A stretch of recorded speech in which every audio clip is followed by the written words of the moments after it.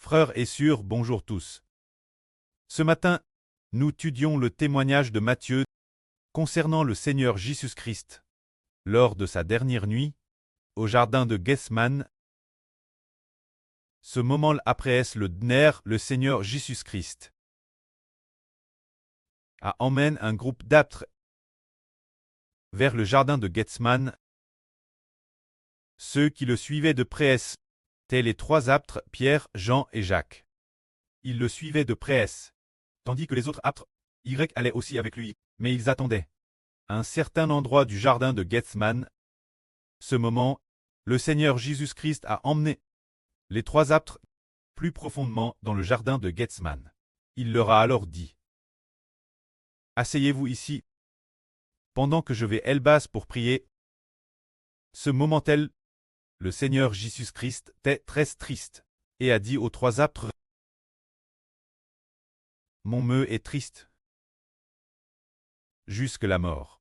Restez ici et veillez en priant. » C'était cette nuit, dans son esprit, le Seigneur était profondément triste, une tristesse telle qu'il en était proche de la mort.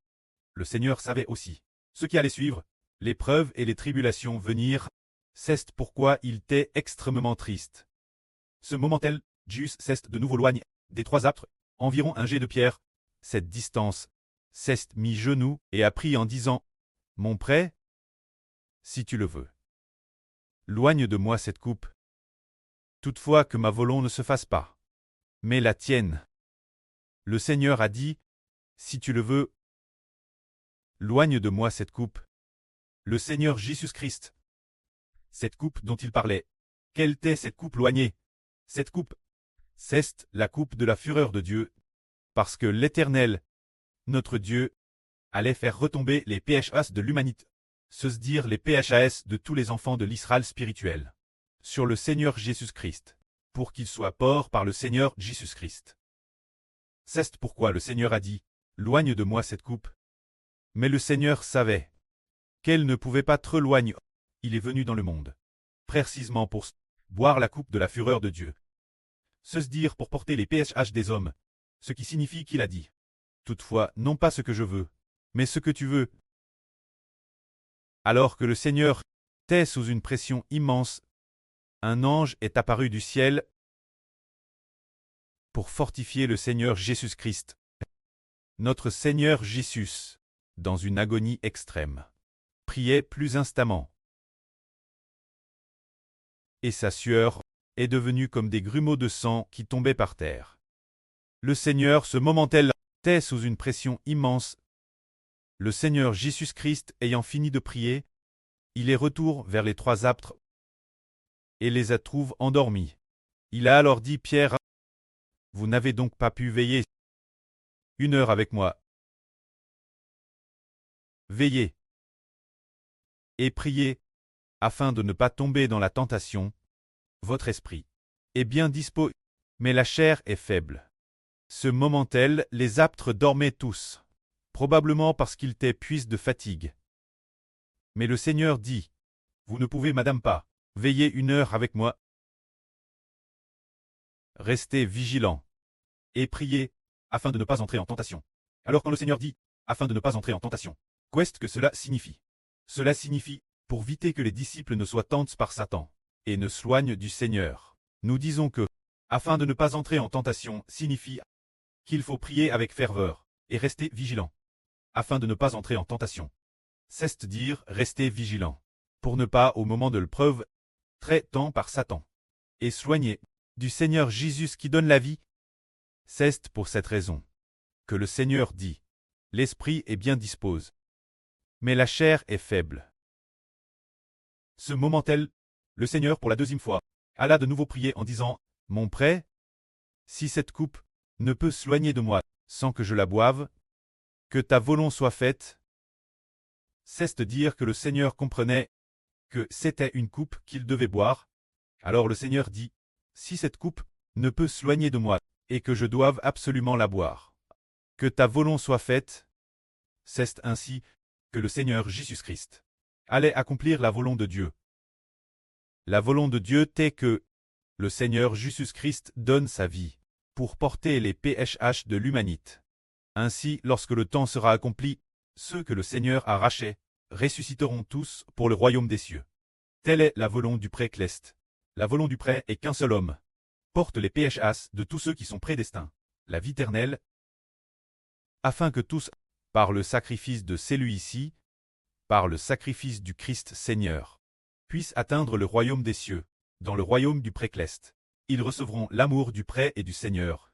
C'est cela la volonté de Dieu.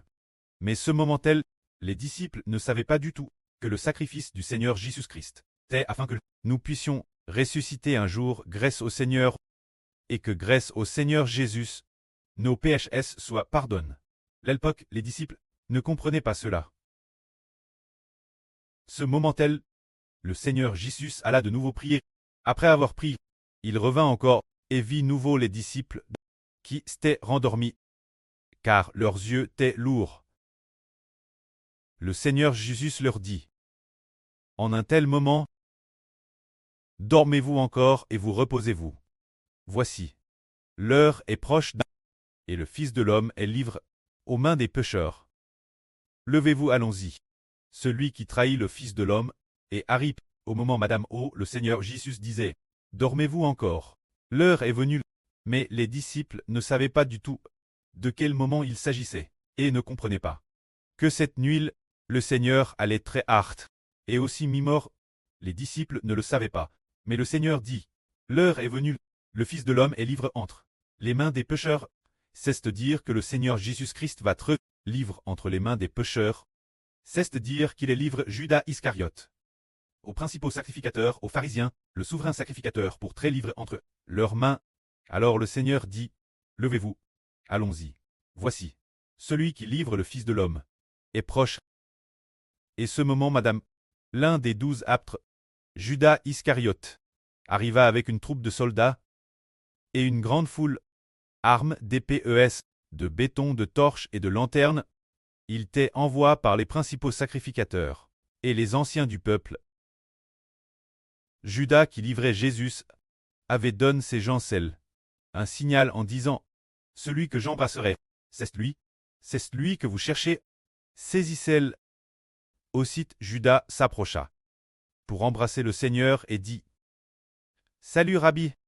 Ce moment-là, Judas embrassa chaleureusement le Seigneur Jésus. Mais le Seigneur Jésus dit Judas, Judas, c'est par un baiser que tu livres le Fils de l'homme. Ce moment, le Seigneur savait certainement tout ce qui allait lui arriver.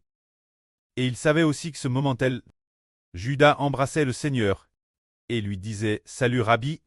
Ainsi tout le monde savait que celui que Judas embrassait était le Rabbi. Ce moment-là, le Seigneur savait ce qu'ils allaient traverser. Il savait ce qu'il allait lui traverser. Il se leva courageusement et dit « Qui cherchez-vous » Ils répondirent « Jésus de Nazareth ». Le Seigneur dit « C'est moi ». Judas qui livrait Jésus était aussi là avec eux. Quand le Seigneur Jésus dit « C'est moi », tous reculent et tombent par terre. Le Seigneur leur demanda de nouveau « Qui cherchez-vous » Ils dirent « Jésus de Nazareth ». Le Seigneur dit « Je vous ai dit que c'est moi, si donc c'est moi que vous cherchez, laissez aller ceci. » Cela arriva afin que s'accomplisse la parole que le Seigneur avait dite. De ceux que tu m'as donné, je n'en ai perdu aucun.